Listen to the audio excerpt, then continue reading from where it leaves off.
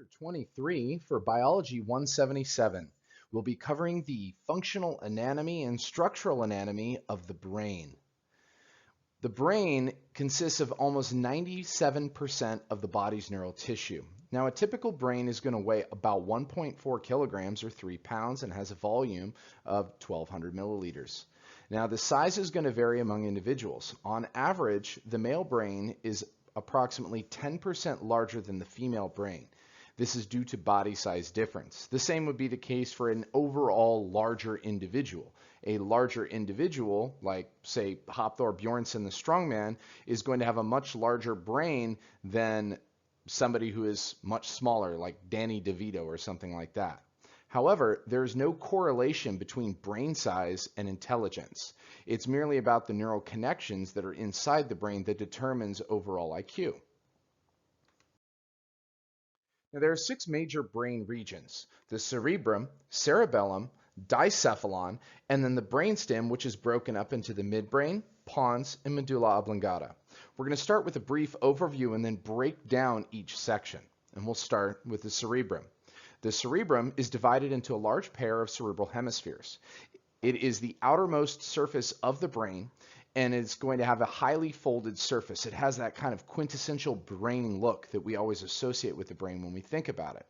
Now, this layer is known as the cerebral cortex. It's a superficial layer of gray matter with white matter underneath. The functions of the cerebrum include conscious thought, memory storage and processing, sensory processing, and regulating skeletal muscle contractions. This is a look at the cerebrum and some of its different surface features. The surface features include different fissures and gyri, which are folds, and sulci, which are going to be deeper depressions. The gyri are going to be like the ridges as far as the top portion, the bulges. The sulci are going to be the different invaginations that we see throughout. The cerebellum is going to be on the inferior aspect of the brain that we can see right there. Now, if we separate the brain in half, the cerebrum, like I said, is going to be 2 cerebral hemispheres. They are actually interconnected by a structure called the corpus callosum. This is one of the few examples of decussation in the actual upper central nervous system.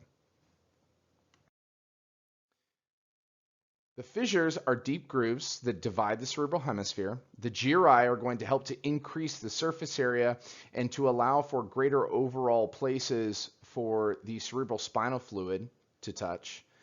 Sulci are going to be the different depressions in the cerebral hemisphere that separate adjacent gyri. And like I said, the corpus callosum is a white matter tract that connects the 2 hemispheres. Moving down from the cerebrum, we move to the cerebellum. The cerebellum is partially hidden by the cerebral hemispheres and is the second largest structure in the brain. It contains 10% of the brain's volume, but over 50% of the brain's neurons, so it's a very highly developed system. And that's because its function is to coordinate and modify motor commands from the cerebral cortex. This is the site of muscle memory. Moving down from the cerebellum, we get into the dicephalon. This is going to be more of the center of the brain. Now, it is the structural and functional link between the cerebral hemispheres and the rest of the central nervous system. It is subdivided into 3 different areas: the thalamus, which is a relay and processing center for sensory information; the hypothalamus, which contains autonomic centers, the area for hormonal control and affects your overall emotions; and then the epithalamus, which contains the pineal gland, which is part of the endocrine system, deals with day and night cycles. Here we can see, with the cerebrum removed, the dicephalon. It's really going to be kind of the core of the brain and acts as a major relay station to control different essential functions. It'll then connect all the way down to the brainstem, where we can see the midbrain, pons, and finally the medulla oblongata before it gets to the spinal cord. The brainstem consists of those 3 areas: the midbrain, which maintains the consciousness, processes visual and auditory information. It also helps to control different reflexes that are triggered by that stimuli. We then have the pons. The pons is an area of different nerve tracts that connects the cerebellum to the brainstem. It has many relay centers and controls somatic and visceral motor actions. It also helps to smooth out breathing. Finally, we go into the medulla oblongata. This is the most primal area of the brain, and some of the simplest and most essential functions are served here.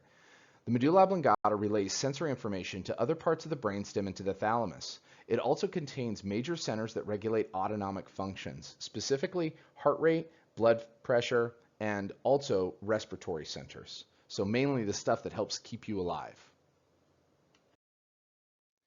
Now, from the actual major brain structures, we want to talk a little bit about the ventricles of the brain.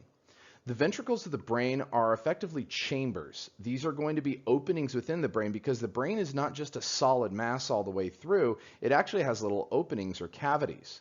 The ventricles themselves are going to be formed during the expansion of the neurocul during development.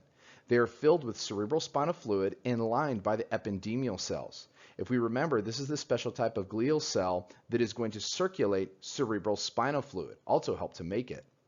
Now, the ventricle system components it's going to have 4 overall ventricles. We have our 2 lateral ventricles that are evenly placed, so they're not numbered 1 and 2. They're just the left and right lateral ventricle. So 1 is in each hemisphere. From there, they will connect via the interventricular foramen. This allows for communication between the 2 ventricles. And then these will connect to the 3rd ventricle. The 3rd ventricle is located in the dicephalon and extends down to the cerebral aqueduct. This is a slender canal within the midbrain that connects the 3rd ventricle to the final 4th ventricle. The 4th ventricle is going to extend from the mesencephalon to the medulla oblongata, and it narrows and becomes the central canal of the spinal cord. Let's take a look at this. Here we can see a diagram of where the actual ventricles are and all of their connecting structures inside the brain. Now I want you to understand that this kind of blue shadowy picture inside the brain, these areas are hollow. So this is open space. If you were to inject it with a moldable plastic, this is the shape that you would get. We can see the 2 lateral ventricles, 1 in each hemisphere, that are interconnected by the interventricular foramen. This will then connect to the 3rd ventricle. Now the 3rd ventricle is actually going to be in the dicephalon between the right and left thalamus. And the epithalamus is going to form the roof and the hypothalamus is going to form the floor. So this is directly in the dicephalon. From here, it will move down to the cerebral aqueduct, which will connect it to the 4th ventricle. The 4th ventricle is going to extend to the medulla oblongata and then narrows to become the central canal.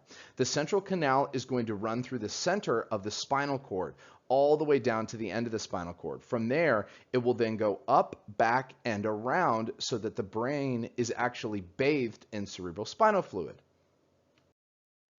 Here we can see an internal view of the different ventricles. We can see the lateral ventricles, the 3rd ventricle, all the way down to the 4th ventricle in this frontal cross section, and their relationship to each other. You can also see where the different areas are connected via the interventricular foramen, the cerebral aqueduct, and then finally as it finishes in the central canal. Now we talked about the different ventricles and that the fact that they circulate cerebral spinal fluid, which is going to be one of the 4 layers of protection and support of the brain. So the others are going to be the cranial bones, which we've discussed already in the skeletal system. The bones are going to provide a very thick outer protective covering shell. The cranial meninges, which we'll talk about in just a bit, is going to be a membranous brain covering of 3 layers that is going to connect all of the brain tissue together. The blood-brain barrier biochemically isolates the neural tissue of the brain from general circulation. That'll be our last type of protection that we'll discuss. So we're first going to look at the cranial meninges. The brain lying within the cranial cavity is supported and protected and nourished by 3 distinct membranous layers called the meninges. They are continuous with the meninges of the spinal cord as well, so these go all over the central nervous system. They are the dura mater, arachnoid matter, and pia mater. The dura mater is the most superficial layer. The arachnoid matter is going to be the middle layer, and the pia mater is going to be the deepest layer and have direct contact with the cerebral cortex. The dura mater consists of 2 layers. An outer layer, which is a paraosteal layer that is fused to the paraosteum of the cranial bones, and an inner meningeal layer. This dura mater is actually Latin for hard mother. This outer fibrous covering is going to be fused, and the layers of the dura mater are separated by a gap containing cerebrospinal fluid and blood vessels, including the dural sinuses.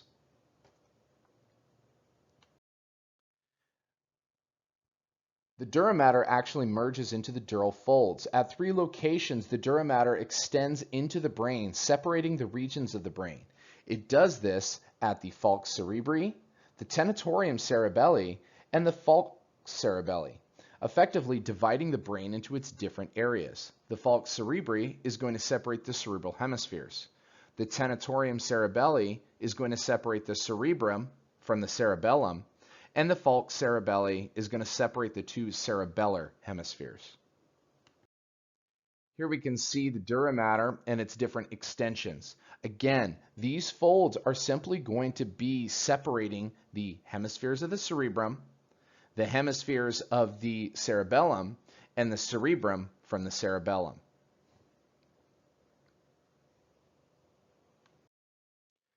You could also see in the previous slide, and you'll see in the future slides, that the dural sinuses are going to connect into the dural folds. These are large collecting veins that all drain to the jugular vein and help with blood flow from the brain.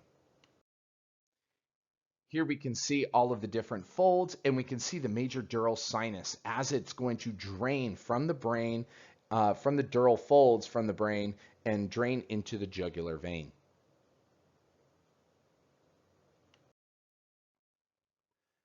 The next deepest layer of the cranial meninges is called the arachnoid matter. This is known as spider mother. It is a delicate membrane that lies between the dura mater and the pia mater. Deep in the arachnoid matter is the subarachnoid space. In this area, there is a network of collagen and elastic fibers that connect the arachnoid matter to the pia mater. It allows the different matters to move together. Blood vessels are going to be suspended in this meshwork. The final layer is the pia mater. Pia mater means soft mother, a thin membrane attached directly to the surface contours of the brain and anchored by astrocytes. It acts as a floor for the larger vessels of the arachnoid matter and is itself highly vascularized with a capillary bed, smaller blood vessels, and provides nutrients to remove waste from the brain. From the cranial meninges, we'll move on to the blood-brain barrier. Neural tissue in the central nervous system requires an extensive blood supply. Yet at the same time, it must remain isolated from circulating chemicals and factors that would otherwise affect neural function. To do this, the brain has an especially selective filtration system called the blood-brain barrier. The endothelial cells of the actual capillaries are characterized by extensive tight junctions throughout the continuous capillaries, the fact that only lipid-soluble compounds can move easily through these. There's very little vesicular transport here, and that's transport via the vesicles that move from one side to the other.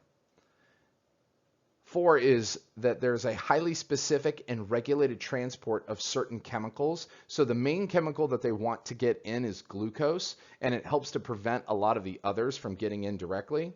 And finally, we have astrocytes. Astrocytes help to maintain selective transport. It does this by adding an extra layer of protection beyond the continuous capillaries that are present throughout this central nervous system in the brain. Here we can see the difference between capillaries in the rest of the body versus brain capillaries. So capillaries in the rest of the body have open pore passageways. They allow different molecules through to allow for a fast rate of exchange. However, in the brain, we have very tight junctions, no pores. So this is going to very much regulate and slow down the overall absorption rate and exchange rate with the brain. Next, we can see the processes of the astrocytes are going to be extending around the capillaries, and this is going to help to prevent the excessive overall exchange of different compounds that we don't want in there. And then, of course, the lipid-soluble substances can diffuse right through because most lipid-soluble substances in the body are not damaging to the brain. Now, there are a few areas, however, where the blood-brain barrier is not fully intact. They are parts of the hypothalamus, the pineal gland, the choroid plexi, and the arachnoid granulations. The parts of the hypothalamus are due to the increased permeability that is needed here to allow for the secretion of hormones in the blood. The pineal gland has the same overall function as far as needing to have secretions into circulation, so it needs to have a greater rate of exchange. And the choroid plexi is going to be a site of production of cerebral spinal fluid in the ventricles. Each ventricle has a choroid plexus. That's why they're identified as the separate ventricles. And the arachnoid granulations are sites where the cerebral spinal fluid is actually reabsorbed into the venous blood. From the blood-brain barrier, we get to move on to the final layer of protection, cerebral spinal fluid. Cerebral spinal fluid is a yellowish clear derivative of plasma, but it lacks most proteins, hormones, and has been an altered composition of ions and other components. The cerebral spinal fluid is going to surround and bathe the exposed surfaces of the central nervous system. Your brain is floating. That's one of the main things that keeps it somewhat protected. If a brain ever sits just by itself, it's going to fall apart, a lot like if you leave Jell-O on a plate too long that hasn't set properly. Now, the total volume of cerebral spinal fluid at any moment is about 150 milliliters. The entire volume is replaced about every 8 hours, and it's produced and maintained by the choroid plexus. The choroid plexus, remember, is going to be located in each one of the ventricles. The choroid plexus itself is consisting of specialized ependymial cells and capillaries. Here we can see an example of the choroid plexus that would exist inside the third ventricle, and this is going to be a site of cerebral spinal fluid creation. On the other flip side, we can see on the outside here the arachnoid granulations. Now, arachnoid granulations do the flip side, whereas choroid plexi are going to actually create cerebral spinal fluid. Arachnoid granulations absorb it and recycle it back into the system. So cerebral spinal fluid is going to circulate from the choroid plexus through the ventricles. From the fourth ventricle, as it moves down, it goes into the subarachnoid space and down the central canal of the spinal cord. Here, materials diffuse across the ependymial cells, allowing for the exchange between the cerebral spinal fluid and the interstitial fluid of the central nervous system. Here we can see one of the key structures that actually helps with the production and circulation of the cerebral spinal fluid, the ciliated ependymial cells. Now, there is no pump like there is a heart in the cardiovascular system. There's no pump to move the cerebral spinal fluid around. All circulation is going to depend upon the cilia on the surface of these ependymial cells that lines the ventricles and passageways, including the central canal of the spinal cord. Now, cerebral spinal fluid, remember, is produced at the choroid plexus, but it is reabsorbed via the arachnoid granulations. These are finger-like extensions of the arachnoid matter that penetrate the meningeal layer of the dura mater and extend into the superior sagittal sinus. Here we can actually see a diagram of the arachnoid granulations as it extends to the superior sagittal sinus. And that's going to allow for the drainage of cerebral spinal fluid back into the system. So cerebral spinal fluid is a very critical substance that serves three main functions. Remember that it is going to prevent the contact of the central nervous system with adjacent bones, so it allows for cushioning. It suspends or floats the brain in a pool of cerebral spinal fluid. And finally, it's going to transport waste, nutrients, chemical messengers all through the interstitial fluid and around neurons and glial cells. Now that we've given an overview of the anatomy of the brain, we're going to actually start our functional tour of the brain. The brain is a very complex organ, and you should be aware that we are only scratching the surface of really what there is in the brain and what we know about it. There's also a tremendous amount that we still do not understand about the brain, and it is a fascinating area for further research. We're going to start our brain from the bottom and then work our way back up. And this is the medulla oblongata, which will be the first area of the brain that we'll talk about. This is going to be the bottom area of the spinal cord, the bottom area of the brainstem that connects the brain to the spinal cord. There are ascending or sensory pathways as well as descending motor tracts. The descending tracts are on the anterior surface, whereas the ascending tracts are going to be more central or dorsal surface. The medulla oblongata coordinates complex autonomic reflexes and visceral functions. Now, there are different components to the medulla oblongata, namely autonomic centers and relay stations. The autonomic centers are going to control vital functions like your cardiovascular system, blood pressure, respiratory. And then relay stations are exactly that. They're simply going to be wiring where it's going to send information up towards the brain or send information out towards the body. Now, there are nuclei throughout the medulla oblongata here that are associated with 5 cranial nerves as well. Some major anatomical features in their overall functions are going to be olives, which are prominent olive-shaped bulges on the anterior lateral surface. The olives contain olivary nuclei. These are neurons that relay information from the midbrain and the cerebrum to the cerebellum, so connectors again. And then there are the pyramids. Pyramids are located on the anterior surface, and these are going to contain tracts of motor fibers that originate in the cerebral cortex. Some fibers cross to the other side of the medulla oblongata here, and this is called decussation. Here we can actually see the olives, some of that prominent region, and then of course we can see the pyramids as well. These are simply going to be different relay centers and kind of tracts of fibers.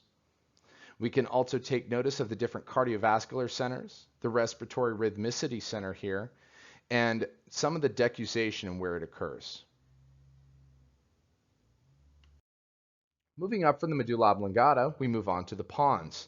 The pons is located superior to the medulla oblongata and forms a prominent bulge just anterior to the cerebellum. Its functions include to link the cerebellum with all other parts of the brain and spinal cord. It has different nuclei for several cranial nerves. It has respiratory centers that modify normal breathing to match the need. And it is going to be a relay station between the different parts of the brain. Here we can see the pons and its relationship to the medulla oblongata and the midbrain. It's going to sit between the two and right next to the cerebellum. This is because it is a connector of the cerebellum to the entire rest of the brain. It also has several different tracts, the ascending tracts, which are going to be sensory, descending tracts, which are going to be motor. And then there's going to be different respiratory centers, the pneumotaxic center and the apnoastic center. These centers are going to help to regulate the overall rate of breath as well as depth of breath during more forced breathing. We'll get more to that when we talk about the respiratory system. But all of that is going to be housed within the pons. Moving on from the pons, we get to the cerebellum. Now the cerebellum, like I've said before, is very densely covered with neurons. It looks like a mini cerebrum in some cases. It has a large anterior and posterior lobe and 2 hemispheres. These 2 hemispheres are connected by a thin cerebellar layer called the vermis or worm. The surface is covered by a thin layer of gray matter called the cerebellar cortex, and the folds on the surface look like leaves and are named folia. Here we can see a posterior view of the cerebellum, including the anterior and posterior lobe, and we can see the 2 hemispheres and the vermis that actually connects the two. Moving into the actual internal structures of the cerebellum, we have the arbor vitae, which is known as the tree of life, and this is because it looks like a branch of branching fibers of a tree, and it's going to be an array of white matter within the cerebellum. There's also going to be the cerebellar peduncles. Peduncles themselves are going to be tracts of nerves, so it's like a bundle of communicating wires.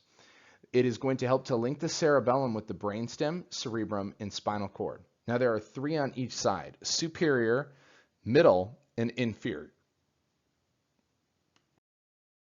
Here we can see a cross section of the cerebellum, including that arbor vitae. And that arbor vitae, remember, is going to be tracts of white matter, and it just looks like a tree. From there, we can actually see the different peduncles, and the peduncles are simply going to be relay tracts of nerves. We can see the superior, the middle, and the inferior peduncle, and how it connects to the pons. The cerebellum has 2 primary functions. Both of them are going to be very much motor related to the body. Now these 2 functions are going to be, number 1, adjusting the postural muscles of the body. It coordinates rapid, automatic adjustments by modifying activities of motor centers in the brainstem. Now, this is a very dynamic process. If you consider the fact of every time you move, you're changing your body's position in space. So you need to coordinate all of your limbs and every part of your body to be able to do something or be in a specific position in order to maintain your balance and your posture. This is maintained by the cerebellum. It essentially has a blueprint of your body and where everything is in the body. So it's going to be able to actually relay all of those proprioceptors together and be able to keep your body in balance. This is also a little bit why teenagers are kind of gangly and awkward and they are very clumsy. And this is because before, when you're growing up, maybe you're like 4'5", okay? So your 4'5" self is actually going to have a blueprint in the cerebellum, and your body learns all of the movements, posture, and everything at 4'5". Then all of a sudden, one summer, you shoot up a foot. Maybe you shoot up a 1.5 feet and you grow really fast. You're almost like 5'5" to 5'10", somewhere in there. You grow really fast. Well, your body hasn't had the chance to adjust. It's still operating on that 4'5" model of you from before puberty. So your body is going to be making all of its movements as if you were that 4'5" until it takes time to learn, I'm bigger now. And it's going to replace that blueprint and give you new motor commands. And that leads me to the second function, programming and fine-tuning movements controlled at the conscious and subconscious level. This is motor programming. Here, your cerebellum refines learned movement patterns by regulating activity along motor pathways. It compares motor commands with perception of muscle and joint position, and it makes necessary adjustments so that the action matches the intent. So this is an overall motor program. It's how you learn how to throw a ball, how you learn how to shoot your shot for a free throw shot. Good example would be this is you shoot your first free throw shot. Maybe it's a little short. Well, your cerebellum is now going to compensate for this by increasing overall muscle activation and power. So you put more power forth to actually increase its distance. Maybe you actually overshot it and you hit the backboard and it bounced off. So then your body's going to go like, okay, 1 was too much, 3 was too high, let me find the power level 2. And it's going to shoot that shot again, and then it goes in. So your cerebellum is going to constantly have these motor programs that it's going to be trying to execute and modify as is necessary. Now that we know what the cerebellum does, we can talk a little bit about what happens if we break it. There's permanent damage that can occur to the cerebellum that is caused by trauma or stroke. In this case, we're simply killing off neurons in this area due to lack of blood flow or through just breaking it. And that would, of course, result in permanent motor loss of different varieties. There's, of course, temporary damage that can be caused by drugs such as alcohol. And this is called ataxia. It's a lack of order. It's a disturbance of muscular coordination. In severe ataxia, an individual cannot sit or stand without assistance. This, of course, will go away once the alcohol is processed from the system. From the cerebellum, we will now move on to our final structure of this lecture, the midbrain. The midbrain is also known as the mesencephalon. It is the most complex and integrative portion of the brainstem. It contains nerve cell nuclei that process visual and auditory information and generates reflexive responses.